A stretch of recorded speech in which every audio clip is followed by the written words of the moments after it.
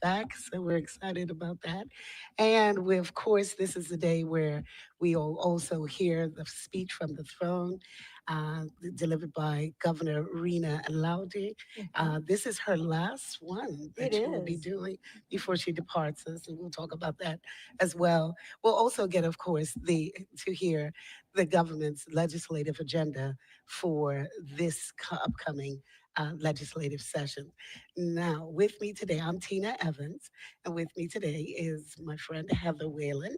Hello, Heather. Hello, Tina. It's wonderful to be here. It's a beautiful day. And as you said, this is one of those momentous occasions on the legislative calendar. So we are excited to be here and so thrilled that the regiment's participating. They bring that pomp and ceremony. Absolutely, and we've missed them over the past few years. We're broadcasting live on CITV and social media, government social media. I do believe I've seen some of the other members of the media out there as well. So you will have plenty of opportunity to look and later on go back and listen. The government is led by the Premier of Bermuda, the Honorable E. David Burt, JPMP of the Progressive Labor Party, and the opposition is led by Mr. Jerry Richardson of the One Bermuda Alliance. This parliamentary tradition of the convening dates back centuries. Neither the monarch nor the king, now King Charles would be, nor his representative is to set foot in the people's representative assemblies unless by special invitation. And we'll come up, we'll talk about the Black Rod in a minute.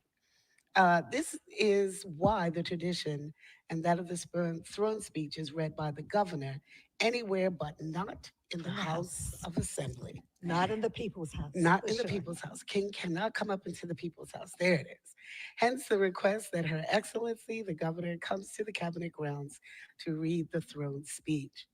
This morning, we will explain certain matters of protocol and we'll help you as we get ready for her arrival, the arrival of Her Excellency. And she will arrive a little later on, 10:30-ish. Yeah. Yes. And her husband, Mr. John Hawkins, will be coming as well. I'm glad, Tina, that you drew reference to the various social media platforms because we have Bermudians overseas who also listen in. So Mhm. we welcome everyone to this convening of the legislature of Bermuda. The legislative body, as you would be aware, consists of the members of the Senate, and we refer to the members of the Senate, or we refer to the Senate as the upper house, and members of the House of Assembly, that body is referred to also as the lower house. And they're scheduled to officially gather for their upcoming legislative year. We will witness again the traditions and the pomp and the ceremony that has been interwoven into the constitution of our island. And as this ceremony proceeds, we will share with you some of the landmarks, the political landmarks, because Bermuda has evolved politically over the years, and the Constitution that helped to bring about that evolution. And by doing this, in so doing and sharing this information with you, we are hopeful that your understanding of our parliamentary history and traditions and the political development, that those understandings will be enhanced. And as I said, Bermuda has progressed politically to that of a self governing territory with control over most of our internal affairs. We've arrived at that position primarily as a result of the constitutional order that was established in 1968. And we will share with you several of the significant changes resulting from that document. The constitutional order by which Bermuda is governed sets out the composition. So it says that there shall be His Majesty, a Senate, and a House of Assembly. Members of the Senate and members of the House have gathered in their respective chambers. So, this convening or coming together of those elected and appointed to discuss and deliberate or matters on behalf of the people of Bermuda can be traced back to Bermuda's earliest beginnings. Yeah, and I'll pick it up there. The Bermuda's legislative body is one of, and everyone should know this, got this in social studies. Bermuda's legislative body is one of the oldest in the Commonwealth outside of Britain. And it dates back to the 1st of August, 1620, when the then governor, Nathaniel Butler, summoned a General Assembly to meet at St. Peter's Church in St. George's.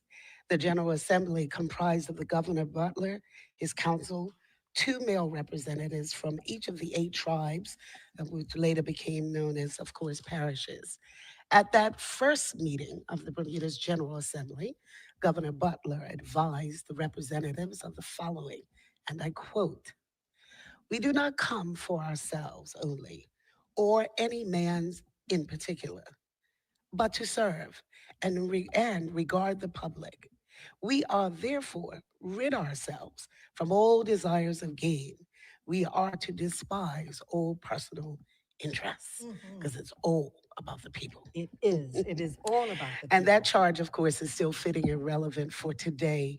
Years later, construction began in 1817 on the Sessions House as the city moved to Hamilton. This construction started shortly after Bermuda's capital was transferred, as I said, from St. George's to Hamilton. The Italian design with the terracotta trim Mhm. is attributed to the influence of the governor at that time, Lieutenant General Galloway. In 1887, the clock tower was added to commemorate the Jubilee of Queen Victoria's reign. Many other additions have been made to the original structure, and some people may wonder, what this whole world role of Parliament. Mhm. And it's in that spirit and time honored practice that our legislature convenes today to embark on the upcoming legislature year. Yes. And we will talk more about the role of Parliament Mm, further on as we go with our commentary. Our listening audience, whether they be local or overseas, would like we would like to share with you that prior to 1999, the convening ceremony did not take place outdoors. It took place in the Senate chambers. yeah. This changed because the government that came into play in 1998, the PLP government decided that it wanted the people, the public, to be able to witness the convening of Parliament. And it has taken place on the cabinet grounds ever since 1999. There was one exception, Tina. You may remember that one year in Yes. 2020, Yeah. we were in the town of St. George's. Yeah. There was I think there was another time as well. I can't remember. Yes, I there remember it was. rained. I remember Yes, it was yes. torrential We were rain. in the parking lot below the House of Assembly. That was That was. And as you said, this is the last time our governor, our current governor, uh, Her Excellency Rena Lauji, will be, will be participating. We wish her well and thank her for her Mhm. service. Our House of Assembly is actually the lower house of Bermuda's legislature. Members are elected during the general election to this stately body.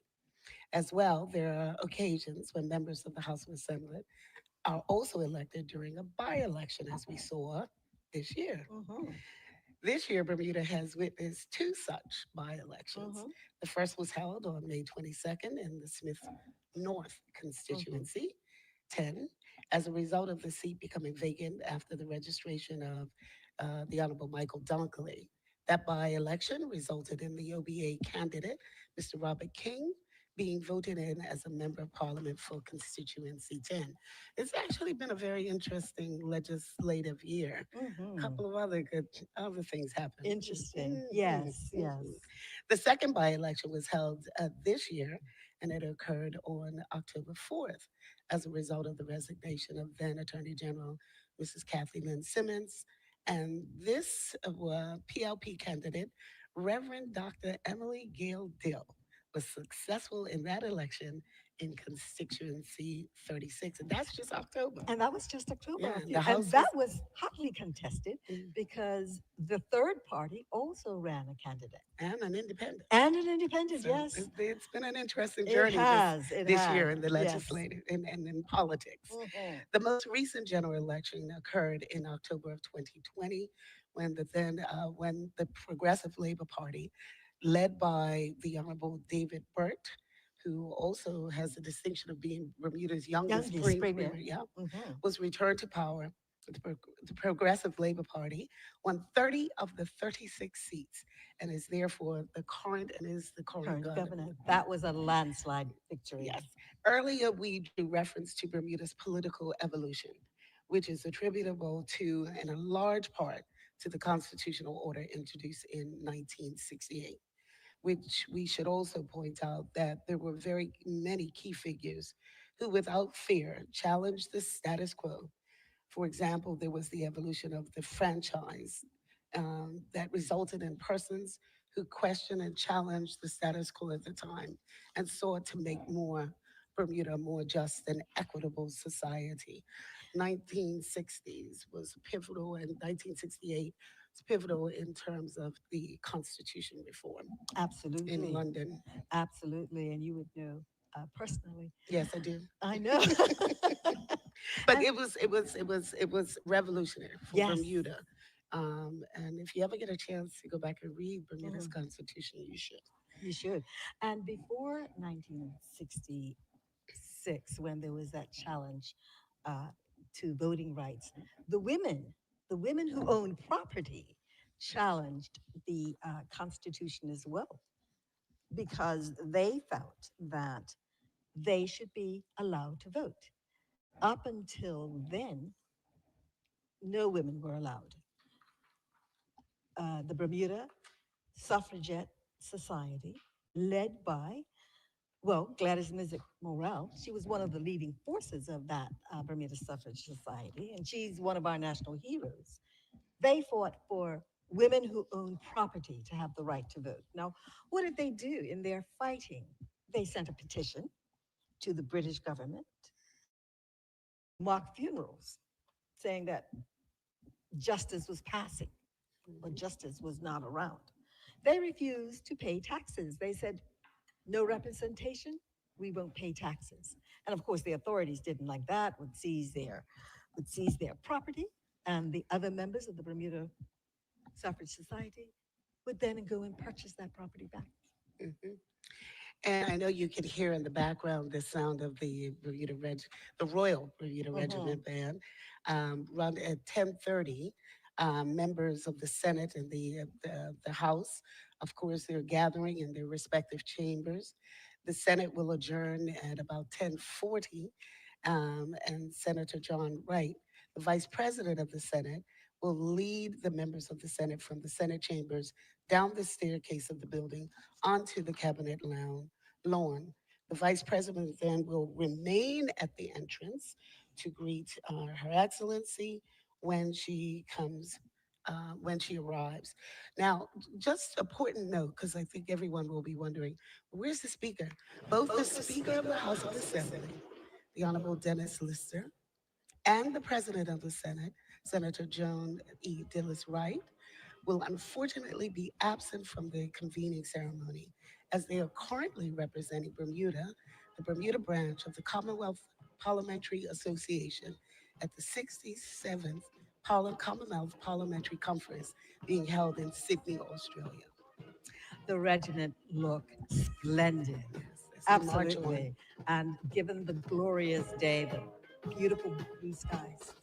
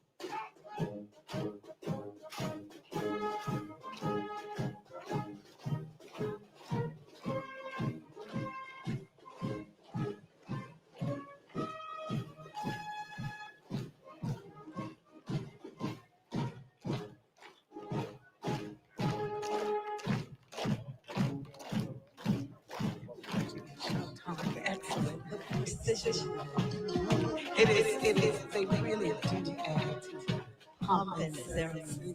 circumstance of the day. It's so good to have them back. Strong contingent of the Mhm. Royal Bermuda Regiment, and they will go, and there will be an honor guard that will be positioned right in front of the cenotaph. We have the arrival of the judges of the Supreme Court and the magistrates of the Magistrates Court. Judges of the Supreme Court, the Chief Justice, the Honorable Larry Mussenden, the Honorable Mrs. Sade Subir Williams, the Honorable Mr. Justice Warren Wolf, the Honorable Mr. Justice Alan Richards, the Honorable Mr. Justice Andrew Martin, and the Honorable Mrs. Justice Alexander Alex Wheatley as acting judge. And we And have we mhm, have the yeah, magistrates of the Magistrates Court. The senior magistrate, Her Worship Mrs. Maxanne Anderson, His Worship Mr. Tyrone Chin, His Worship Mr. Craig Attridge, Her Worship Mrs. Maria Sophianis, and Her Worship Mrs. Aura Lee Cassidy. so we welcome them as the members of the judiciary, Barbados Judiciary, and led by, of course, uh, Chief Justice CJ, Chief Justice Chief Justice, yes. Larry Mussenden. We are So, pleased to have them and yeah. him leading the judiciary. Earlier today, I saw coming on in the screen, um, I saw the director of the Department of Public Prosecution, Cindy Cindy Clark, Clark, yes. and I also saw Bermuda's newest Solicitor General. First time Yes, ever. yes. Yes. Sharika Still. Now you're going to do it. Shakira. Shakira, yes. Thank you for correcting me. Shakira Dale Shakira. Francois. So the honor guard is going in place, and we will pretty soon have the arrival of Her Excellency Yes, while we're doing. they look splendid.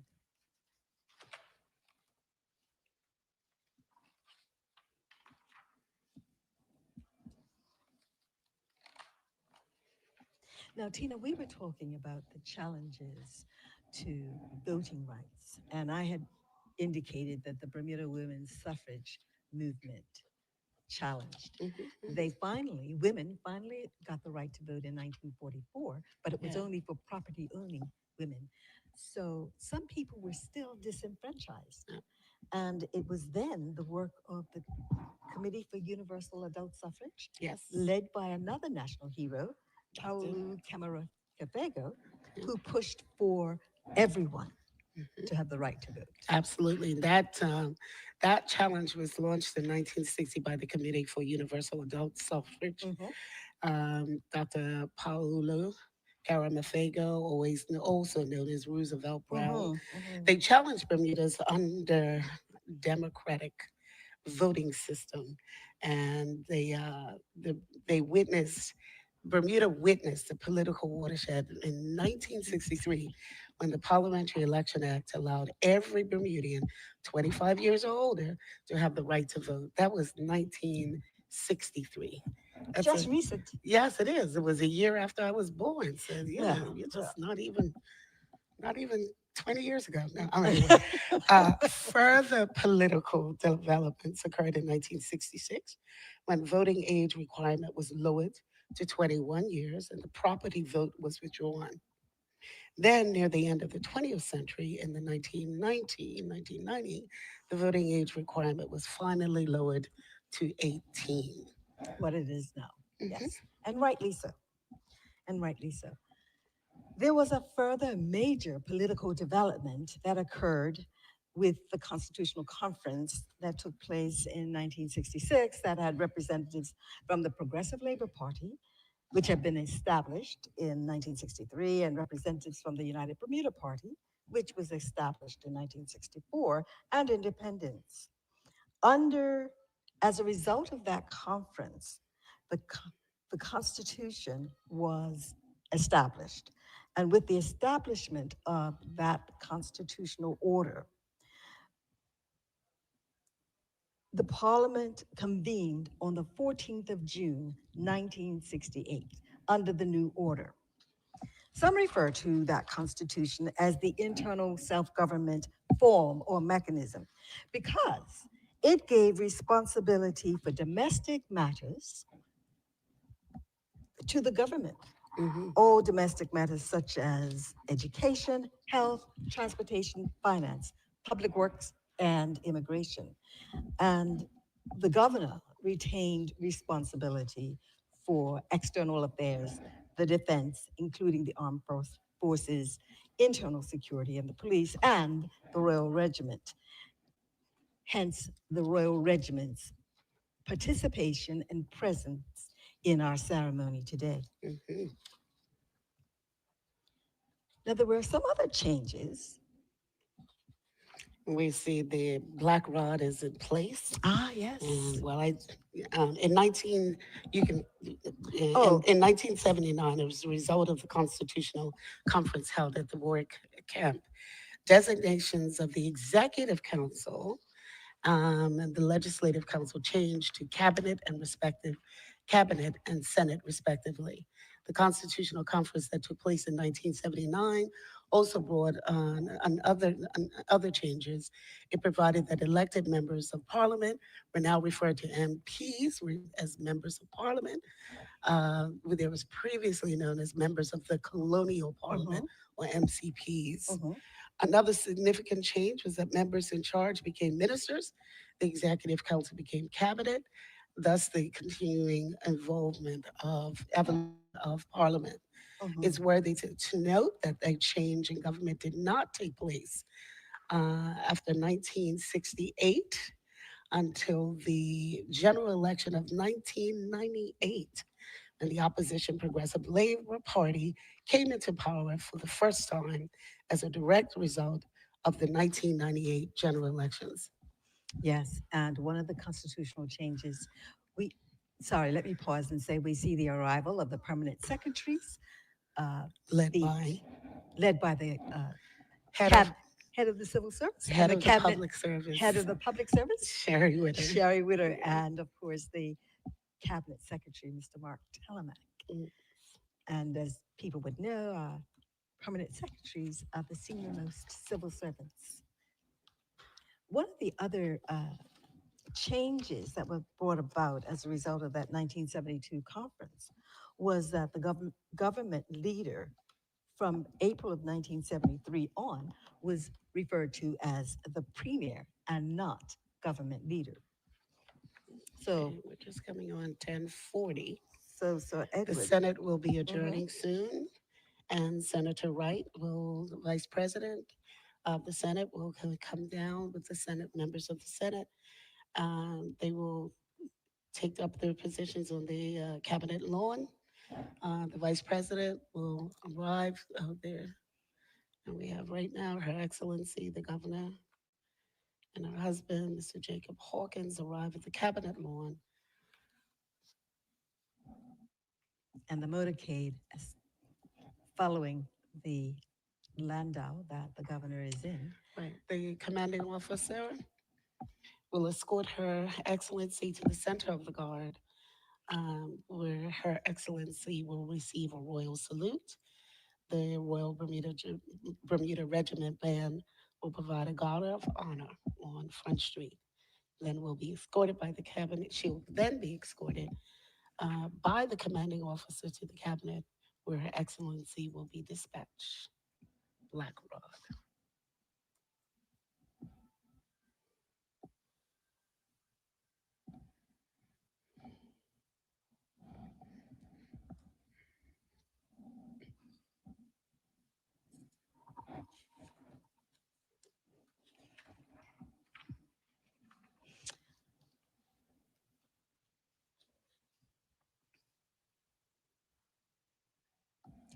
Her Excellency the Governor, Rina Lauji, has just received the royal salute. The regiment has given the royal salute very smartly. And Her Excellency is now being escorted back to the cabinet building.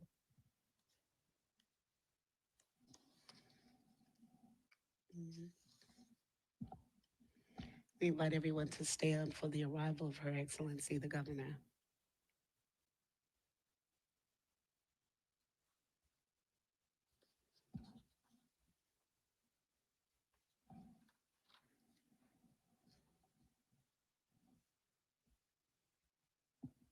Yes, Her Excellency is walking up the driveway now.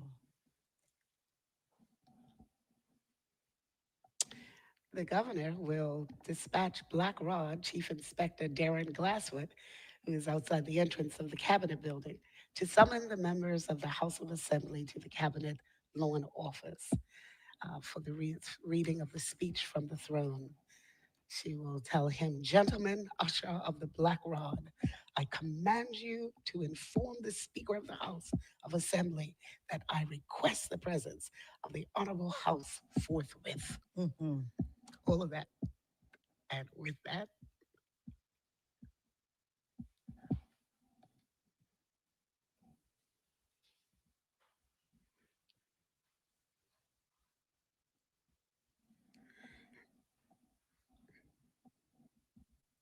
and Black Rod is dispatched to take the message to the House. You may see the commanding officer of the Bermuda Regiment, Major Duncan Simons, and Her Excellency's ADC, Lieutenant Chris Motzi. They just entered the Cabinet building, following Her Excellency as she entered the building.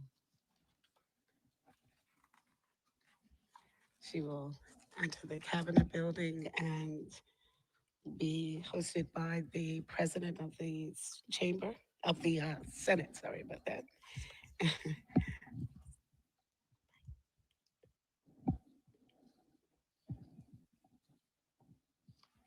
And we were talking about the 79 constitutional changes that took place.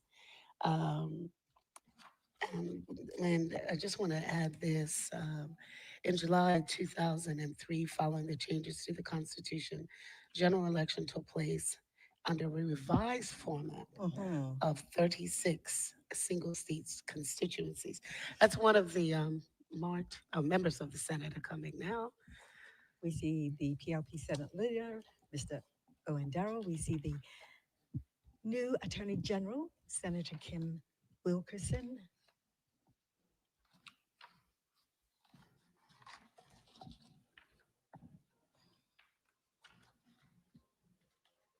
And the Royal Bermuda Regiment march off in splendid form. Okay,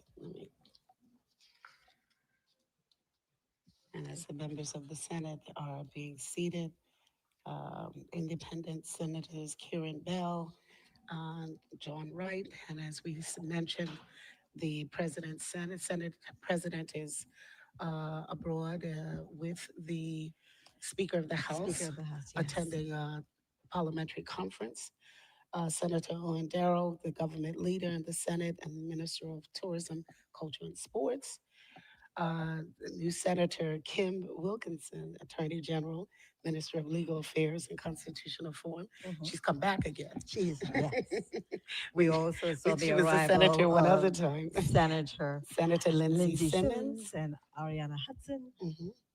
And we're just going to take a moment here to just lay some respect for the senator, for the family of the late Senator Leslie Robinson Clark, who it was an untimely, sudden passing.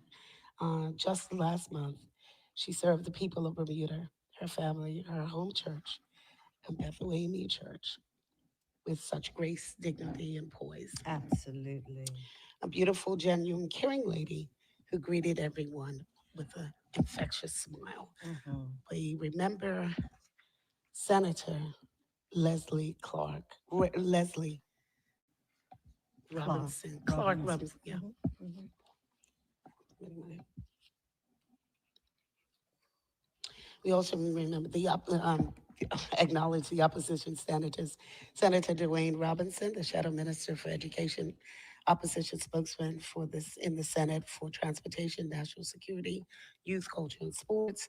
Senator Robin Tucker, opposition Senate leader and spokesman in the Senate for the Ministries of Labor, Home Affairs, Health, Social Development, and Seniors, and Senator Douglas DeCuto, Shadow Minister for Economic Development and spokesman for Tourism, Works, Engineering, and Legal Affairs.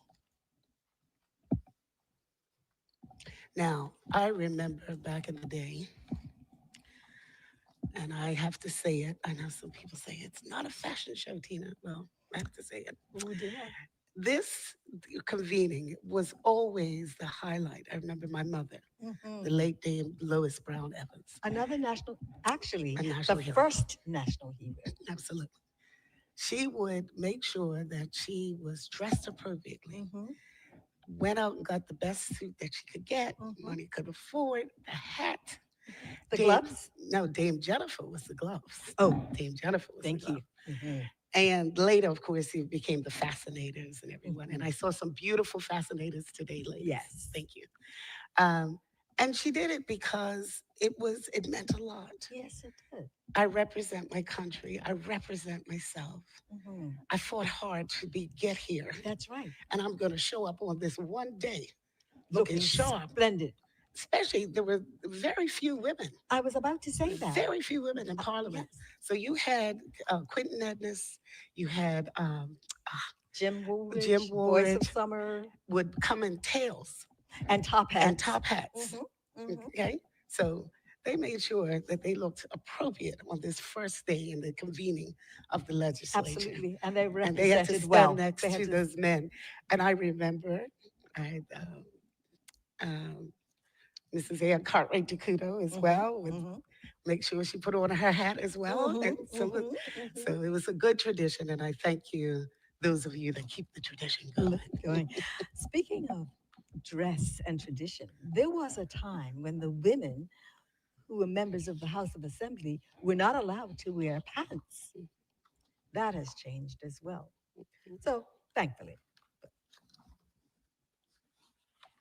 So at this everyone time, looks Black splendid. Rod is up delivering the message at the door of, he will knock on the door of the House of Assembly. He will be allowed entrance in by the Sergeant of Arms. He will deliver the message. The members of the House of Assembly will uh, assemble and Hmm. get in position and make their way down from Sessions House to Did, here. did we mention that two members of Parliament, OBA member Mr. Robert King, the new member, and PLP member Anthony Richardson, did we mention that those two members uh, deliver a message to the governor's staff? And then that gets conveyed to the House of Assembly. Yeah, that happened. It happened so It happens quickly so quickly at that, the south entrance of yes. it very quickly. You'll see two members of parliament Hmm. speaking with the Yes. governor, and that's the message that they deliver, and then take it back up to the house. Yes. Yes. And it does. It happens so quickly. And I'm assuming the cameras caught that.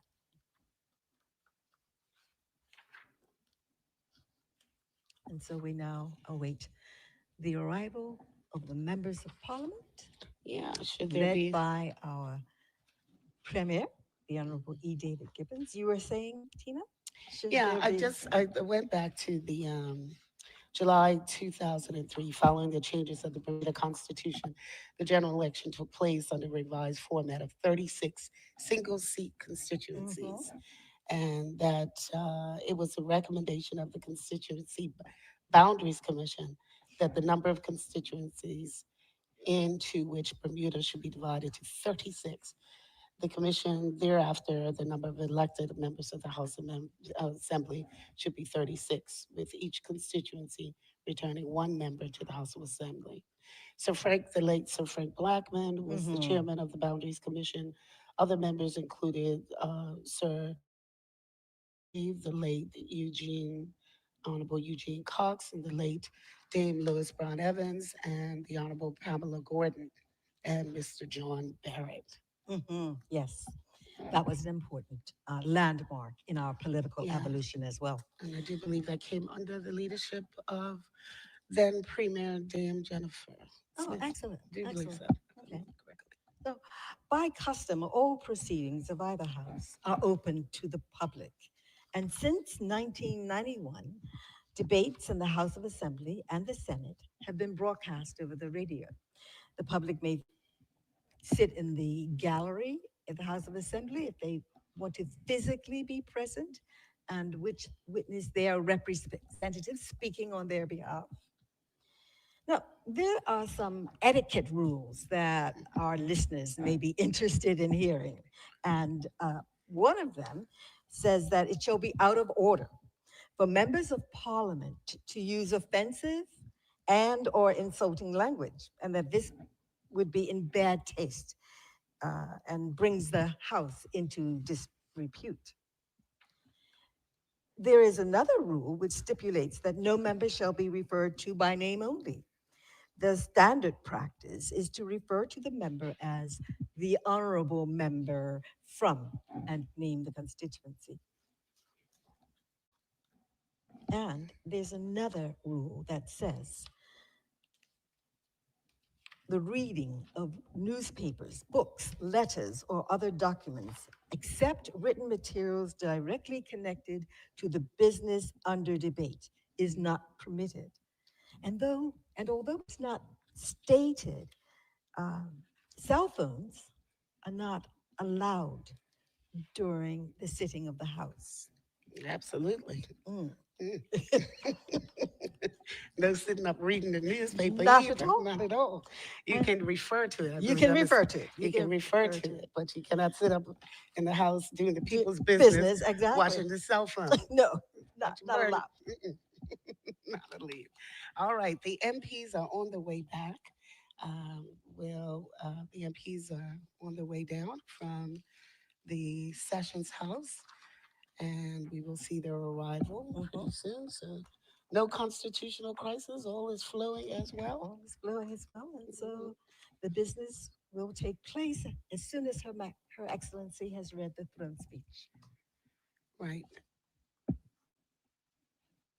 And as we said, the throne speech from the throne, sets out the government's legislative Legislative agenda agenda. for the year, and I'm sure it will be an interesting year.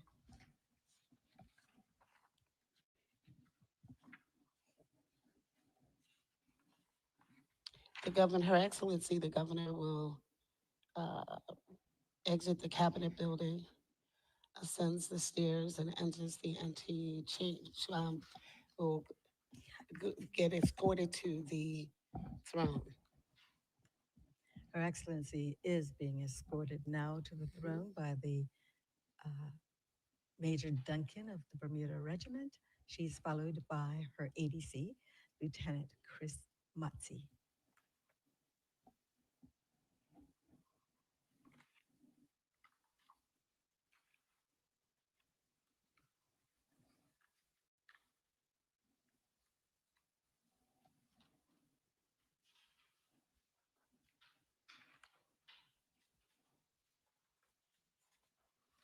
We have the arrival of Major Allen, Arnold Allen. He is Sergeant at Arms. He's followed by the Clerk to the clerk leg. to the legislature. And then we have the speaker, the acting Acting speaker, Mr. deputy, Derek de- deputy, Burgess. deputy speaker.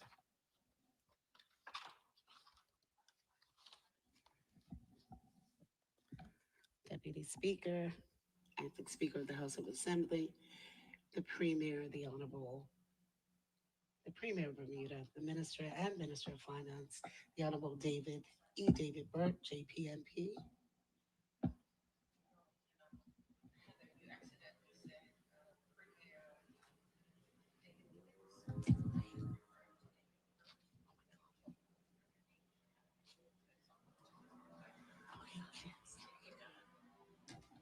Are we there? We're back live.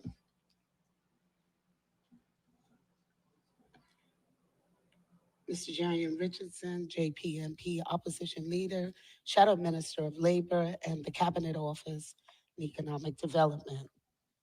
Mr. Neville Terrell, the JPMP Government Whip and Government Ministers, the Honorable Walter H. Rabin, JPMP, Deputy Premier, Minister of Home Affairs, the Minister for the Cabinet, the Honorable Crystal Caesar, JPMP, the Honorable Wayne Furbett, JPMP, Minister of Transport, the Honorable Kim Wilson, JPMP, Minister of Health, youth parliamentarians, the Lieutenant Colonel, the Honorable David Birch, OBED, JPMP, Minister of Public Works, and we also have the Honorable Diallo V.S. Rabin, JPMP, Minister of Education, the Honorable Tanae Prevett, JPMP, Minister of Social Development and Seniors, the Honorable Michael Weeks, JPMP, Minister of National Security, and we have the government members of parliament,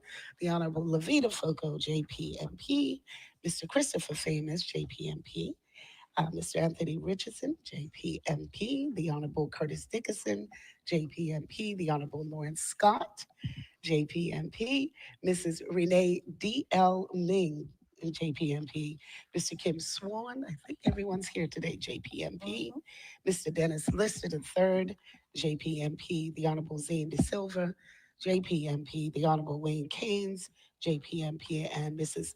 Ianthea Simmons Wade, the Mr. Jashay Adams, Mr. Scott Simmons, Mr. Jamal Simmons, and Mr. Jason Wade and Reverend Dr. Emily Gail Dell.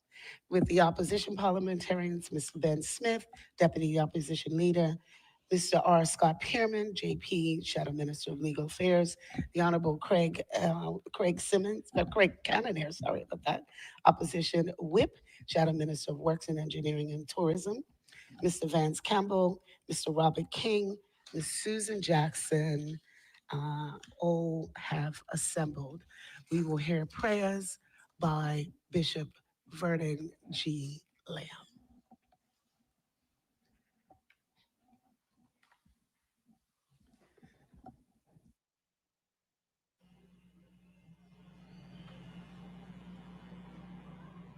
The Lord be with you. The Lord have mercy upon us.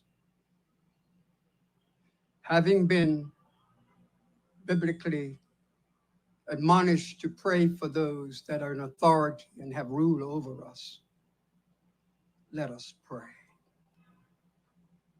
Almighty God and Heavenly Father, we beseech thee to receive our thanks for your merciful kindness toward us through the dutiful governance of our government. Those who have served at your behest, we thank you for their contribution and service to the degree that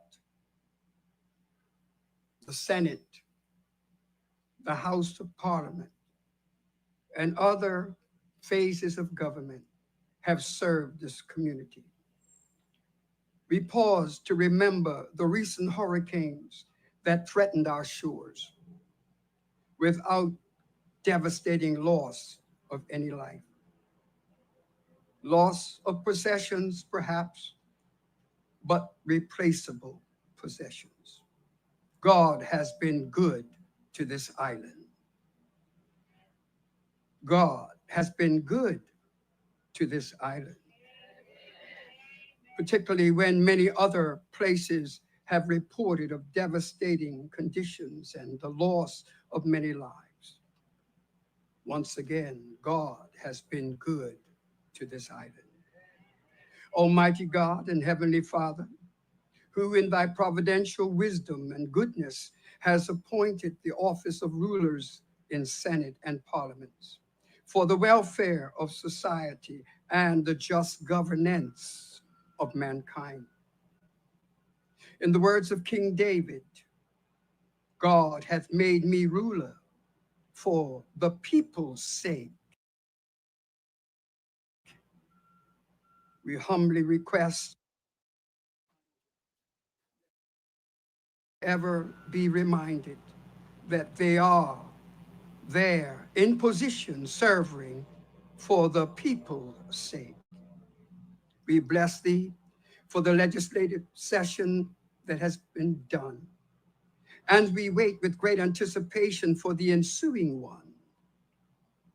We beseech thee, so grant these thy servants in the performance of their trust in these islands, do aggressively, tenaciously call upon even nonpartisan persons as it relates to political parties to help in the rescuing of our island, to bring us back to community normalcy, to the extent that we would have the liberties and freedoms that represent a peaceful community. God, grant this according to your will.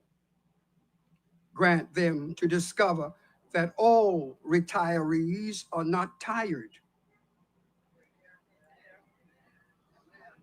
Don't let their age be their cage, but to be their stage with such valued and volumes of experience.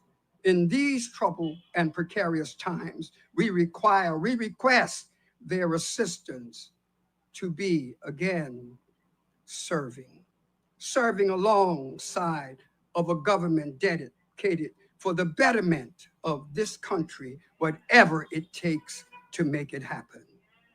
That we may move from a community of mourning to the glorious opportunity of witnessing a new morning of hope and tranquility. This we pray to be so in the convening of this new legislature, called to perform these important and expedient trusts in these Bermuda Isles. We beseech thee, O God, that blessings will so descend upon this community, upon our leaders, upon every phase and facet of community life, that, Lord, even in this season of what could largely be considered hopeless times, may we discover the best of times. This we pray today in the name of the Father, the Son, and the Holy Spirit. Amen.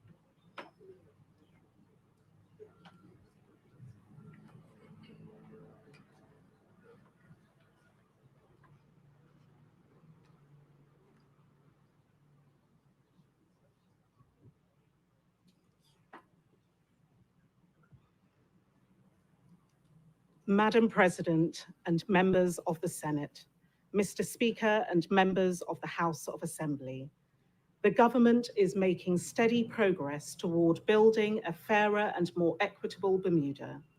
Seniors' pensions have been increased in successive years by the CPI, and payroll tax has been reduced for 86% of Bermuda's workers.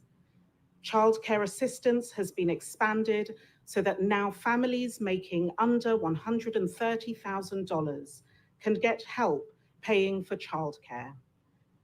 In the last 3 years, the government has converted to use 71 affordable housing units, with 118 more on the way. The government has introduced the first ever minimum wage in Bermuda. The results of the government's fairness initiatives are paying dividends in times of rising global prices. We are seeing increased numbers of Bermudians working as the number of jobs is increasing across multiple industries, with record numbers employed in international business.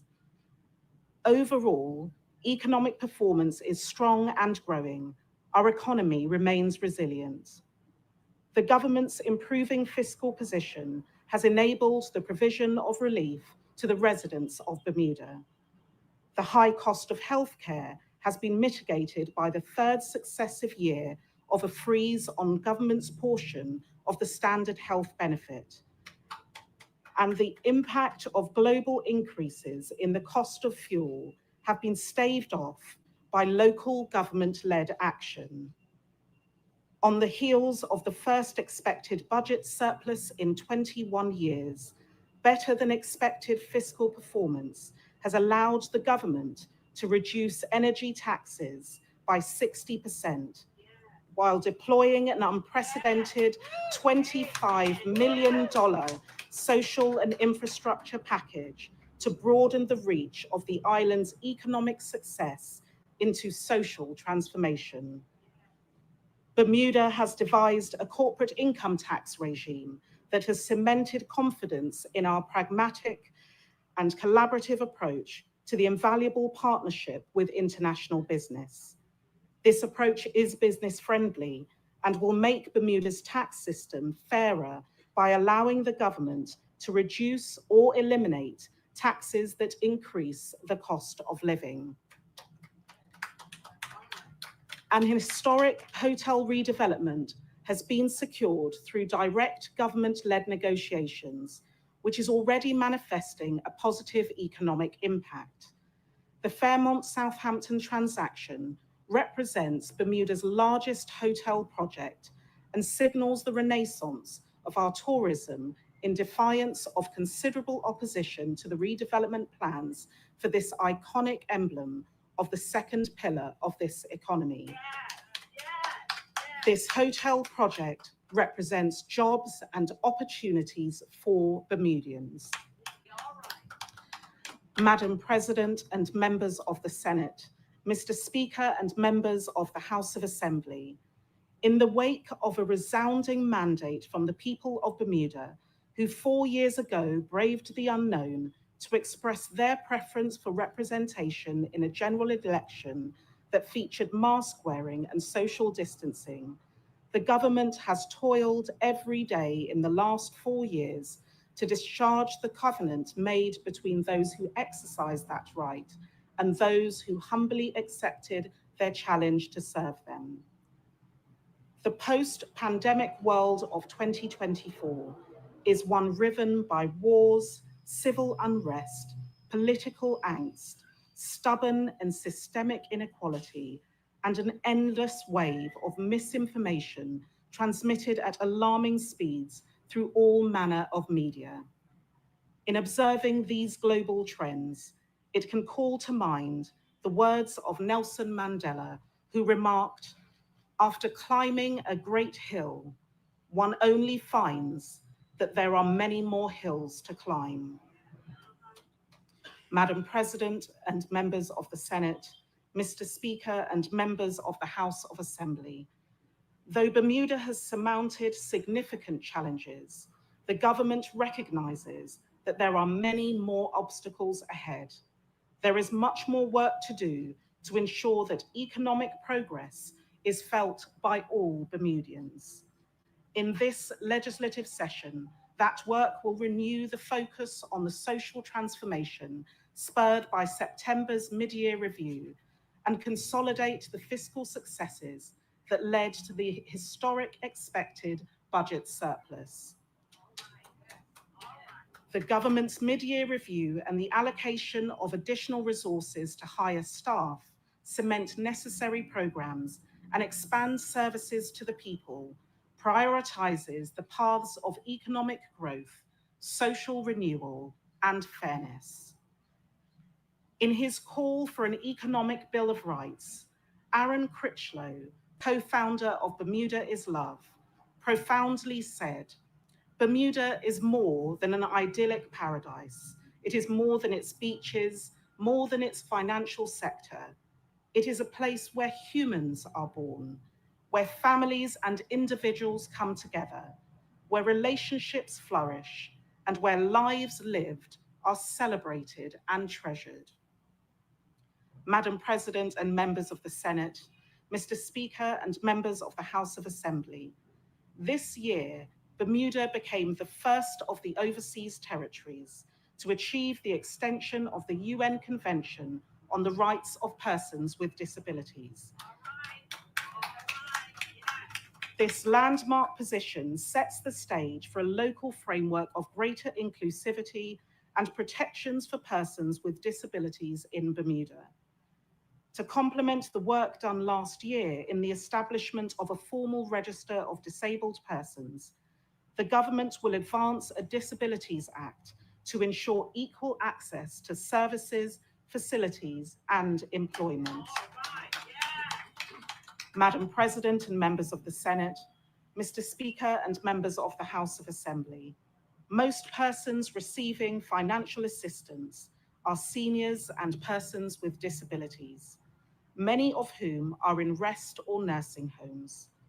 To further enhance their dignity and bring added relief to those families supporting them, the Financial Assistance Regulations 2004 will be amended to add a $100 monthly personal allowance to cover the cost of personal care items, allowing this vulnerable population to meet basic hygiene needs.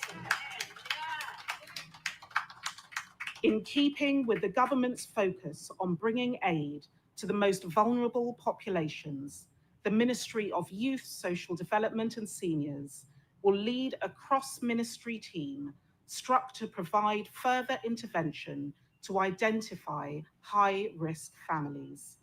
This intensive family preservation team will address the need for basic life skills, ensuring the welfare of families and children with stable and suitable housing, nutritious food, and access to medical care.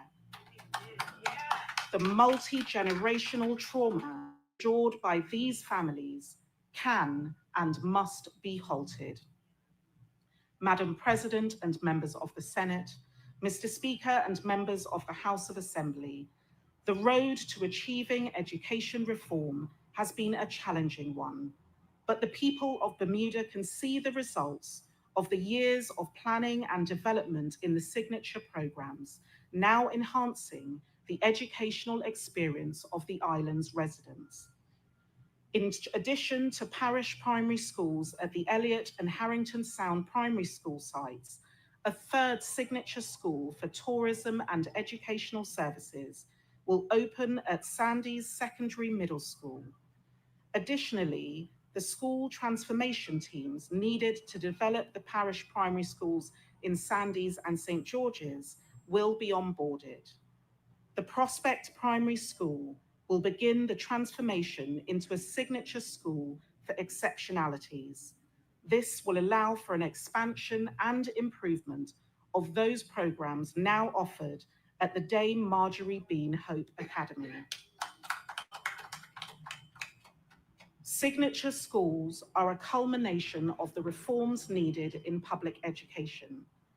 They give students more choice to pursue their passions, including technical training to help those who wish to work with their hands, practical skills fixing cars, learning to be an electrician or plumber, information technology, and other skilled trades that will offer them steady employment upon leaving school.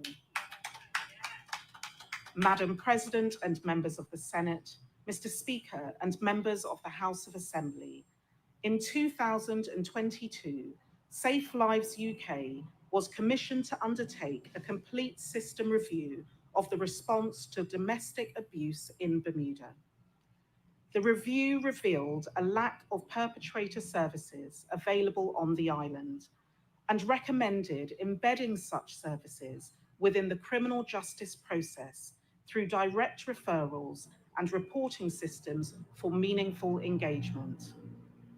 Additionally, with the continued support of MARAC, the Multi-Agency Risk Assessment Committee, comprising of the Centre Against Abuse, the Bermuda Police Service, and the Ministry of Youth, Social Development and Seniors, a comprehensive, unified approach has been taken to address the scourge of domestic violence in our community. In partnership with the Office of the Director of Public Prosecutions and the Judiciary, the Ministry of Justice will support the creation of a domestic violence court programme, ensuring devoted attention to the protection of victims with speedier protection orders and equally requiring accountability on the part of the perpetrators. Madam President and members of the Senate, Mr. Speaker and members of the House of Assembly, there remains a risk of all that is done to strengthen communities being undone by antisocial behaviours and the impact of gangs. During this session, the government will introduce the Violence Reduction Strategy for Bermuda, its mission being to implement strategies that will reduce violence in Bermuda, particularly gang violence, in collaboration with various agencies with emphasis on prevention, intervention, and integration. The strategy will provide the guide for tackling unaddressed multi-generational trauma, coordinating the agencies charged with intervention, and managing the process by which women and men engaged in this lifestyle re-enter the mainstream of their communities. Madam President and members of the Senate, Mr. Speaker and members of the House of Assembly, much is made of the fact that we are living longer.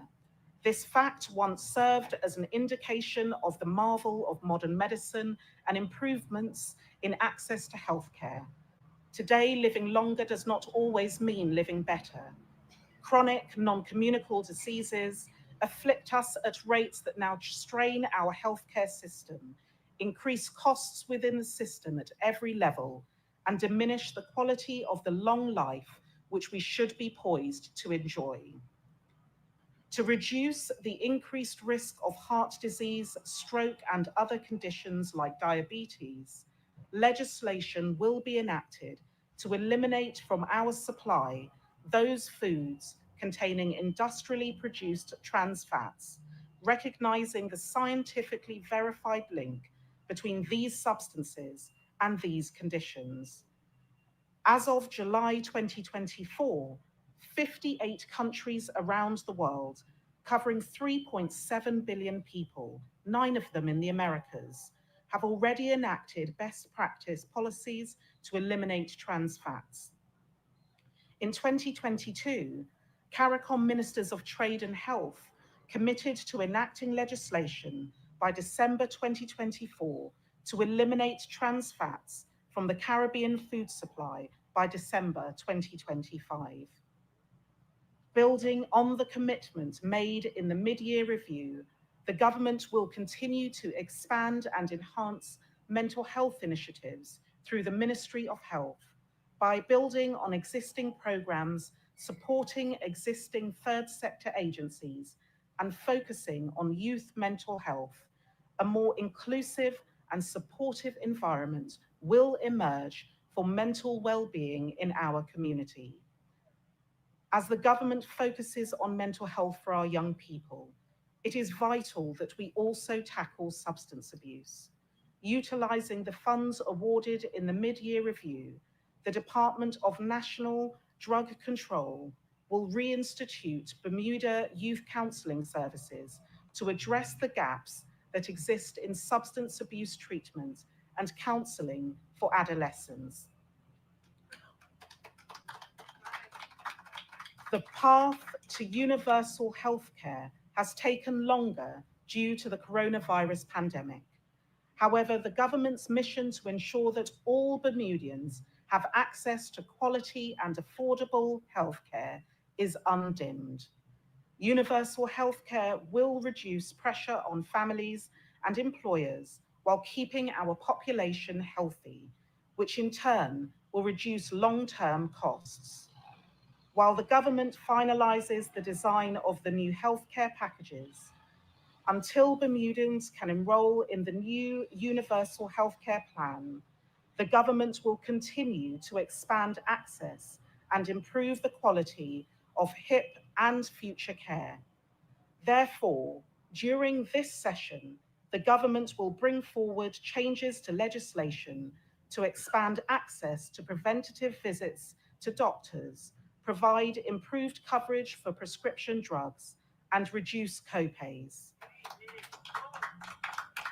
The aim is simple: to reduce out-of-pocket expenses so that more persons can get annual checkups and can afford the medications prescribed by their physician.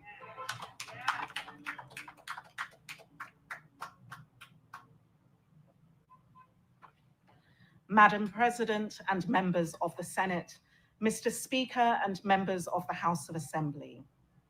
On its founding in 2013, it was intended that the Bermuda Tourism Authority would be self-funding within 5 years. Now, in its second decade of existence, the time has come to perfect that vision and devise the means and method by which taxpayer funding for this independent entity is reduced and eventually eliminated. The journey will include fulsome public consultation on a commissioned report informed by stakeholder review and specific working groups. The Tourism Investment Act 2017 will be amended to expand the categories of development which attract incentives to include health and medical tourism and attractions in the adventure tourism category.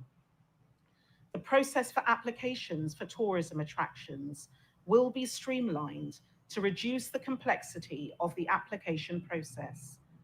The government is committed to supporting and growing our tourism industry and ensuring that Bermudian entrepreneurs have easier access to concessions, which is vital to drive local investment in tourism attractions. Madam President and members of the Senate, Mr. Speaker and the House of Assembly, Bermuda's workers have proved to be the solid foundation on which the growing economic recovery of the island is founded. Labour in all its various forms prevented economic collapse in the throes of the pandemic's darkest days, providing mostly uninterrupted services to us all. During this session, further strengthening of the minimum wage will be advanced, along with greater protections for workers in the enforcement of tribunal awards. In alignment with the position paper on retaining the local workforce and to encourage the retention of those Bermudians over 65 who wish to continue working, the government will bring legislation to eliminate the employer's proportion of payroll tax for those Bermudian employees so retained. The Department of Workforce Development will continue to be the principal vehicle through which Bermudians are equipped with the skills and opportunities to thrive in this growing economy. During this session, the department will expand apprenticeship opportunities in construction and skilled trades, expand solar energy training for electricians, accelerate hospitality training to meet the growing demands of the industry, and launch a new career development platform to close the workforce gap by developing students and job seekers and directly connecting them to employers. To assist long-serving employees faced with unexpected unemployment and loss of income, the Employment Act 2000 will be amended to increase maximum allowance severance pay from 26 weeks to 32 weeks for those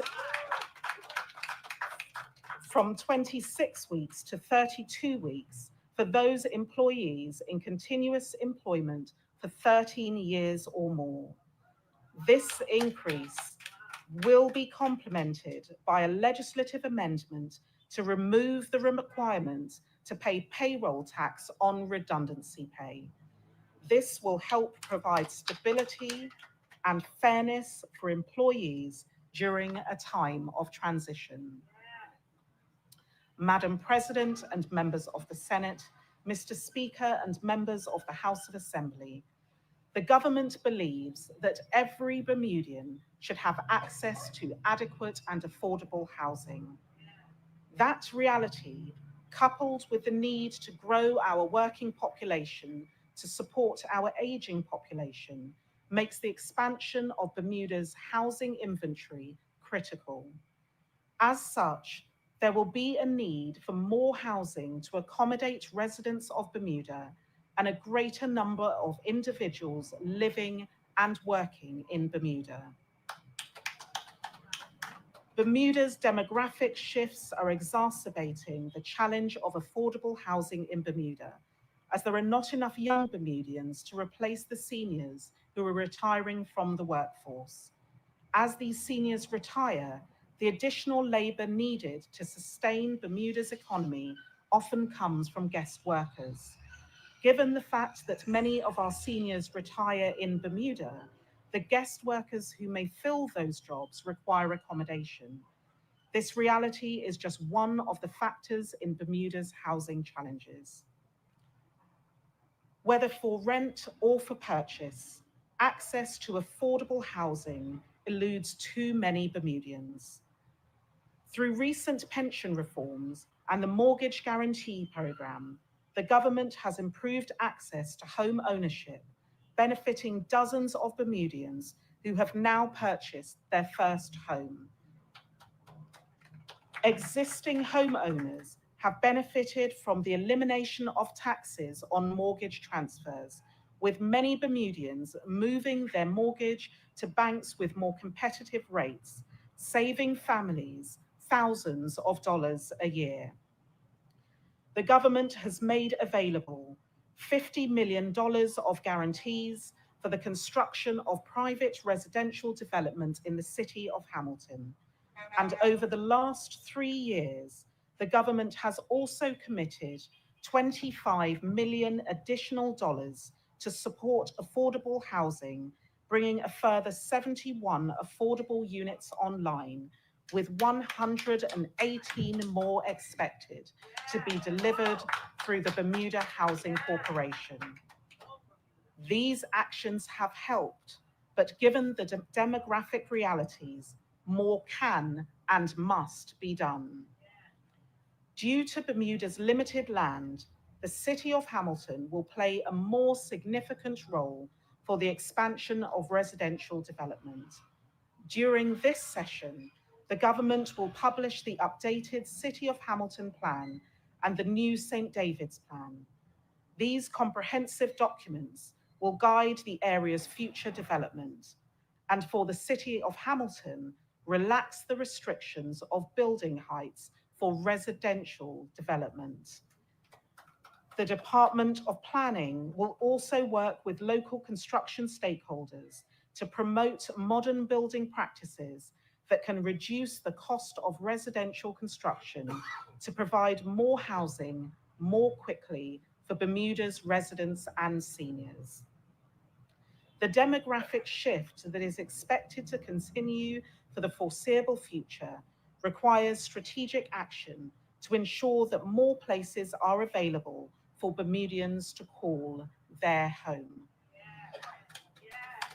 Therefore, during this legislative session, the legislature will be invited to approve amendments to the Bermuda Housing Act that will give the government additional powers to tackle the challenge of derelict residential units to provide increased housing inventory for Bermudian families. For the last year, the government has been working on changes to the Landlord and Tenant Act to ensure fairness for landlords and tenants. Good tenants have had inadequate legal protection against bad landlords, and far too many good landlords have been victimised by bad tenants. By ensuring greater rights and protections for all, the government expects more landlords will be incentivised to put vacant units back on the local rental market. With the recent announcement of a change in the use of Bermudiana Beach, by December this year, this new proposed direction will see 94 studio, 1, 2, and 3 bedroom residential units of beachfront property added to fulfill a market demand for additional rental housing. These apartments will be a multi-family community with amenities, catering to young professionals and couples. To more directly assist those seeking housing, the government will provide support for families already on the BHC's waiting list to gain access to the units on this property through existing BHC housing initiatives. While the government expands housing options for residents, the plight of those who may be housing insecure must also be tackled. The government has completed the public consultation on a draft plan to end homelessness in Bermuda. During this legislative session, the legislature will be invited to review and support the final plan, which will be a collaborative approach to tackle housing insecurity in Bermuda.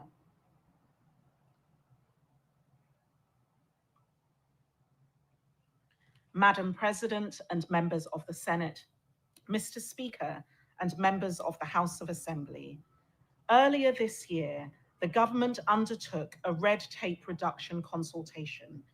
Implementing the suggestions from the public has been made a clear directive to the public service, and the challenge has been met.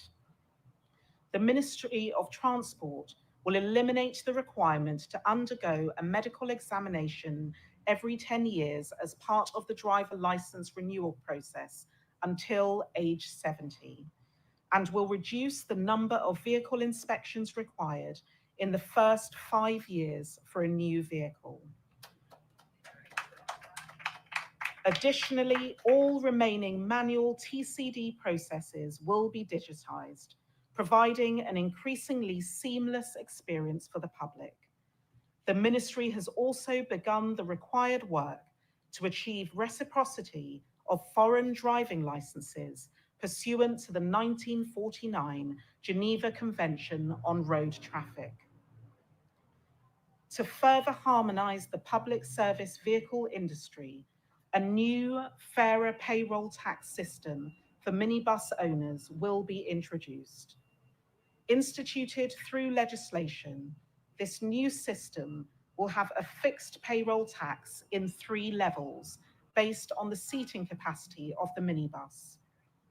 Additionally, the payroll tax for taxi owners will be reduced from $1,000 to $600 to create a more balanced structure within the industry.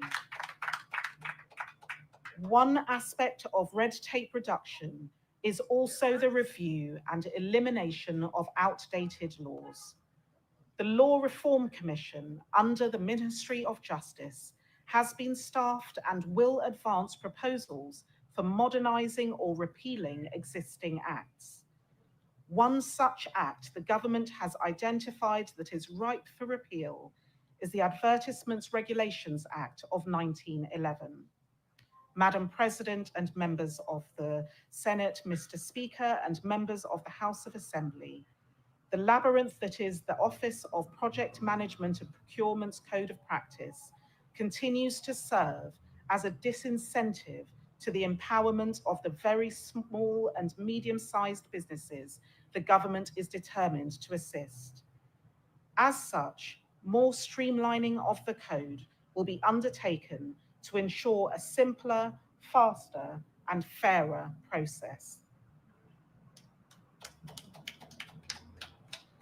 14 months after a crippling cyber attack, the government has steadily improved cybersecurity and added to the robustness of the network. This has complemented the digital transformation project now underway to create the promised one-stop shop portal where the people can easily and securely access government services online. The Department of Statistics has commenced a modernisation exercise which will, over time, lead to the faster production of economic statistics. However, most of the information collected from employers is still completed via paper forms. The government, as part of its ongoing digital transformation initiative, will move the process for annual employment surveys, which are required under law for every employer in Bermuda. It is expected that this process will be trialled in 2025 to enable the 2026 survey to be online. Madam President and members of the Senate, Mr. Speaker and members of the House of Assembly, Bermuda's connection to the ocean is intrinsic to our identity, our culture, and our economy. Recognizing the vital importance of protecting our marine environment, this government is committed to ensuring the long-term sustainable management of our fisheries and marine resources for future generations. In this vein, the government will strengthen marine enforcement through the implementation of the Marine Resources Enforcement Act. This plan will integrate ongoing efforts with key international partners, including the UK's Bermuda Blue Belt Ocean Shield Programme, the Waite Institute, and the US Coast Guard. These collaborations will bolster Bermuda's ability to safeguard our territorial sea and exclusive economic zone, ensuring a coordinated and modern approach to marine enforcement. Further, a raft of legislative improvements will be introduced to address critical management gaps identified during the development of the draft Blue Prosperity Plan in the Fisheries Act 1972, as well as through completion of the proposed Marine Development Act.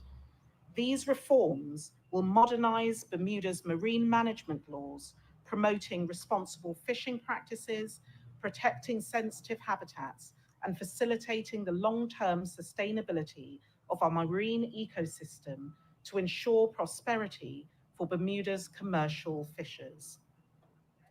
Madam President and members of the Senate, Mr. Speaker and members of the House of Assembly, to provide for the more effective administration of the legislature, a bill will be advanced to create a Parliamentary Management Commission, which shall be responsible for the administration and management of the House of Assembly and the Senate. Madam President and members of the Senate, Mr. Speaker and members of the House of Assembly, in a competitive global landscape, the recruitment and retention of talent within the Bermuda government necessitates a strategic focus on modernization.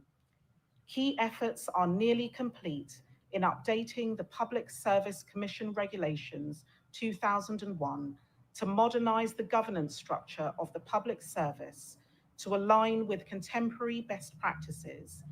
These changes will give more flexibility to managers, allowing for quicker resolution of performance challenges. One of the most pressing issues identified is the disparity between government and market salaries. A recent review conducted by PwC has highlighted that the Bermuda government salaries in many instances are not competitive. This review recommended the adoption of a new grading model and a salary scale to better align public sector compensation with market standards. By addressing these disparities, the government aims to attract and retain top-tier talent essential for effective governance and public service delivery. Recognizing the importance of leadership within the organization, steps have been taken to implement comprehensive leadership training programs at various levels. These programs are designed to build capacity and foster a culture of continuous improvement and excellence within the public service.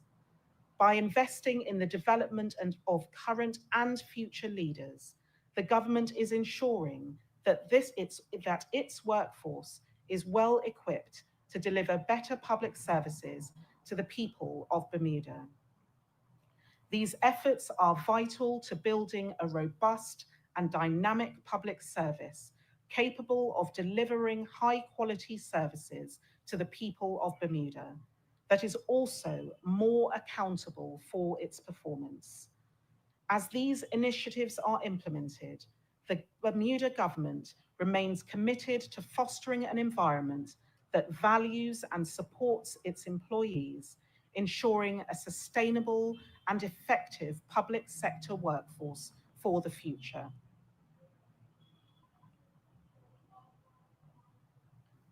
Madam President and members of the Senate, Mr. Speaker and members of the House of Assembly. In the 66 years since the enactment of Bermuda's constitution order, its provisions have been tested and necessary amendments made for the better governance of these islands. In recent years, the independent regime by which appointments are made has been found wanting when the rare occasions arises for disciplinary oversight of appointees. This must be remedied.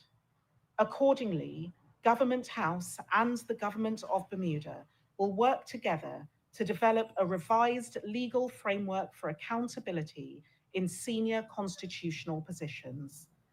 Public confidence in such high offices is of paramount importance, given the power those appointed have to significantly impact the lives of Bermuda's people. The government has implemented significant immigration reforms and has tabled proposals to ensure that Bermuda's population is sustainable into the future. However, there is one challenge that the government has not overcome, and that is the ruling by the court in 2016, which overturned the long-standing practice that the Department of Immigration was involved in the granting of belonger status in Bermuda. The result of this ruling allows non-Bermudian residents to apply directly to the United Kingdom government to become naturalised British Overseas Territories citizens. Under our constitution, BOTCs are deemed to belong, granting successful applicants unlimited rights to purchase property in Bermuda. The government believes that such immigration decisions should not reside in the United Kingdom, but with the locally elected government. Therefore, the government will begin consultation leading to a request to the United Kingdom for constitutional change so that the practice, which was observed in Bermuda for many years, be restored, ensuring that these critical immigration decisions involve Bermuda's elected government. Madam President and members of the Senate, Mr. Speaker and members of the House of Assembly, the government supports those independent branches of our constitutional tapestry who seek to modernise and provide fairer, better service to the people of Bermuda. A fair trial by jury is the bedrock of the criminal justice system, and to ensure the continuity of this right, amendments will be made to the Jurors Act 1971 to increase the pool of available jurors, including to provide for persons up to the age of 75 to serve on juries, to reduce the number of names required for any jury panel from which a jury is selected to hear a trial, and to increase the statutory allowance payable to those persons serving on juries. Regrettably, 18 years after the Police and Criminal Evidence Act 2006 was enacted, the fulsome nature of its intended protections for those who encounter the vast powers of the prosecutorial apparatus are not yet in force. Therefore, the remaining provisions of PACE, which deal with custody time limits and the detention of arrested persons, will be brought into force during this session. Madam President and members of the Senate, Mr. Speaker and members of the House of Assembly, too little fairness exists within Bermuda's banking sector. whether it be a lack of access to banking services or continually increasing fees or high interest rates. Bermudians are rightly enraged when they are asked to pay more while local banks proudly report increased profits.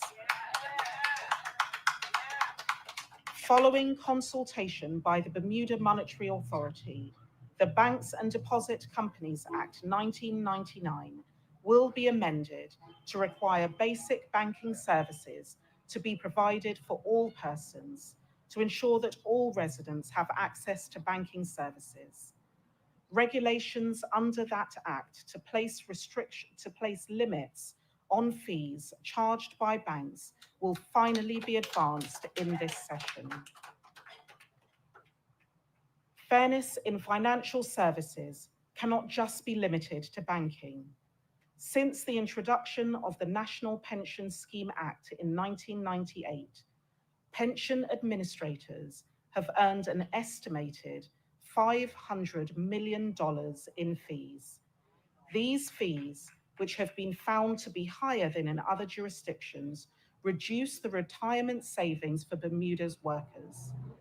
During this session, the government will introduce regulations that will cap fees paid to pension plan administrators, resulting in substantial savings for Bermudians.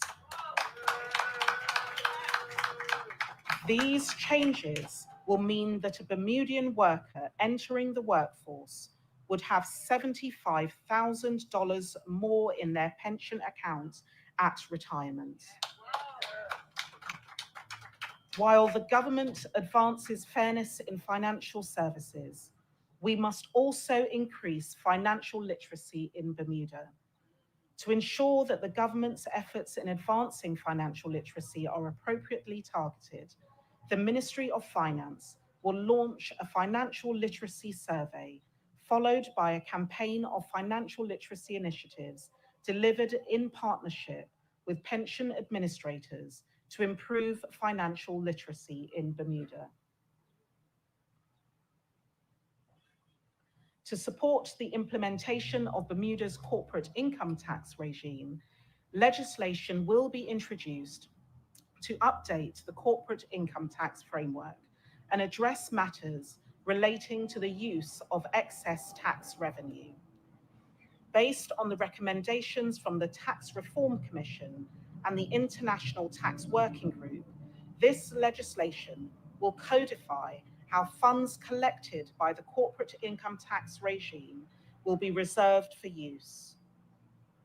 The projections state that within the next 10 years, the government should have enough in additional tax receipts to eliminate Bermuda's debt and establish a sovereign wealth fund to make strategic investments for Bermuda's future. Madam President and members of the Senate, Mr. Speaker and members of the House of Assembly, a worrying consolidation in key industries has occurred in Bermuda. In critical sectors, consumers may be faced with the loss of genuine choice in service and of the competition that is essential to achieve quality delivery at appropriate costs. Recent local developments in food supply and financial services can have an ongoing adverse impact on prices, which this community can ill afford. Currently, the government is limited in its options outside of sectors under the regulatory authority to provide conditions for or to reject mergers that may concentrate the provision of essential goods or services that may reduce competition and increase prices. Given the real challenges with costs in Bermuda, residents rightly should expect the government should act in the public interest if it is deemed necessary to do so. Therefore, during this legislative session, the government will commence consultations on amendments to legislation to allow scrutiny of local mergers and acquisitions that concentrate significant power in essential sectors. Madam President and members of the Senate, Mr. Speaker and members of the House of Assembly, in addition to the measures set out above, during this session, the Legislature will consider the following bills: Clean Air Bill, Consumer Protection Equitable Relief Amendment Bill, Education Authority Bill, Electronic Communications Cybercrime Amendment Bill, Insurance Amendment Bill, Landlord and Tenant and Rent Increases Domestic Premises Amendment Bills, Payroll Tax Amendment Bill Number 2 Bill, Public Access to Information Amendment Bill. Madam President and members of the Senate, Mr. Speaker and members of the House of Assembly, the Trinidadian writer, historian and journalist C.L.R. James said, "When history is written as it ought to be written, it is the moderation and long patience of the masses at which men will wonder, not their ferocity." In Bermuda, that long patience of the masses is being tried by unfairness in too many sectors. Unfairness which inevitably spills over into the lives of the people to sometimes devastating effect. Unrestrained practices in healthcare services, banking, and now food supply, which have prioritized profits over people and which taunt the government to act, cannot go unanswered. The covenant of public service means facing down ingrained systems and setting an agenda of fairness and equity which governs for all and not for the few. This is the government's mantra for this session and beyond. Traditionally, at this point, the governor is invited to add some words of her own. The principles of equality, fairness, good governance, and a separation of power underpins Bermuda's constitution. They are as relevant today as they were in 1968. That is why I have been diligent in protecting the separation of powers between key institutions, such as the judiciary and the police service. But the fundamental principle of operational independence necessitates accountability. Rain, blow, or shine, I have been guided throughout my tenure by the principles of integrity and accountability in my support for good governance. I am proud of the progress we have made together, but know that that more must be done to ensure the continued trust and confidence of those that we serve. I remain inspired by the resilience, drive, and ingenuity of the communities that I've had the privilege to spend time with during my tenure. There is no doubting Bermuda's rich cultural diversity, enviable natural environment, and the abundance of passionate advocates and philanthropists. There is no doubting the intellectual capital, Bermuda's global reputation as a financial center, or how attractive it is as a base for international business. These are some of Bermuda's strengths, which can provide opportunities and prosperity for all. They are strengths to be nurtured and protected, but not to be complacent about. As I prepare to lay down my feathers for the last time and leave this unique territory that my family and I have made our home for the last 4 years, I am sure that I will continue to be a non-Bermudian flag bearer who remains invested in Bermuda's continued success.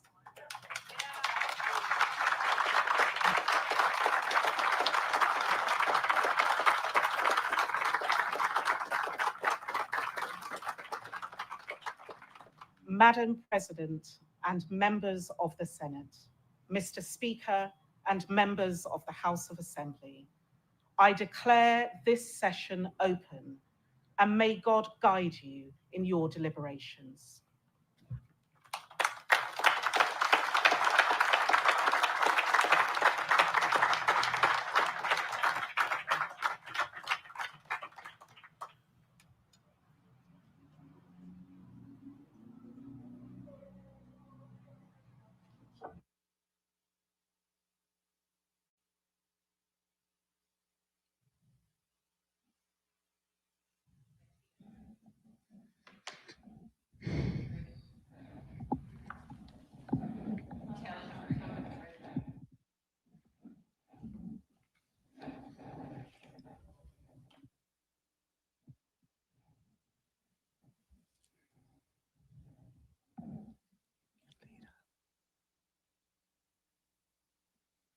Her Excellency the Governor, Rina Lauji, has completed the reading of the throne speech.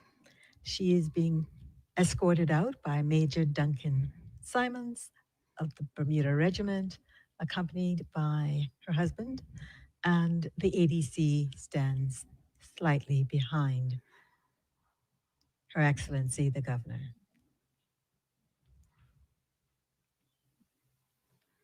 She begins to approach that beautiful carriage. Landau, yeah, the Landau. The Landau. Mhm.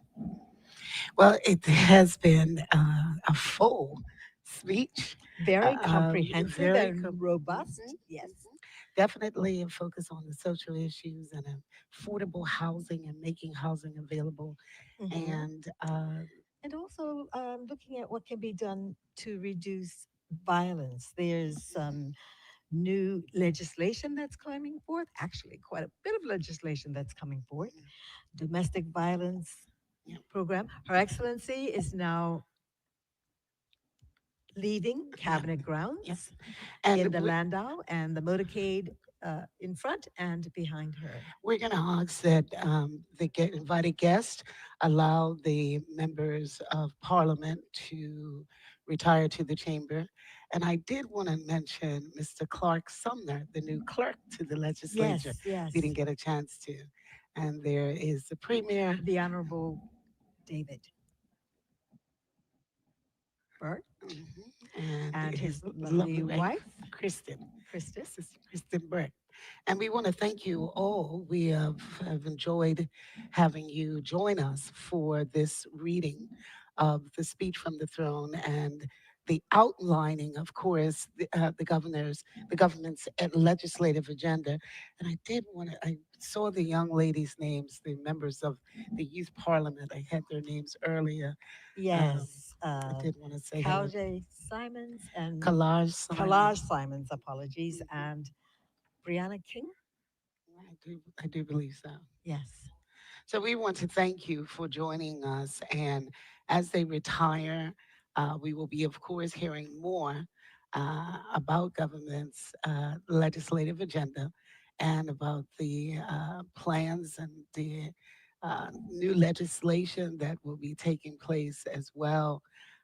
There's so many things in there we could talk about. Oh, but it's a very comprehensive agenda. Yes, it There's is. the Tourism Investment Act that's going to be amended. There's the government mental health initiatives that are going to be expanded upon, financial regulations, Disabilities Act to be advanced, education reform, and what will be happening with the signature schools, and that will be um, advanced as well. Yeah.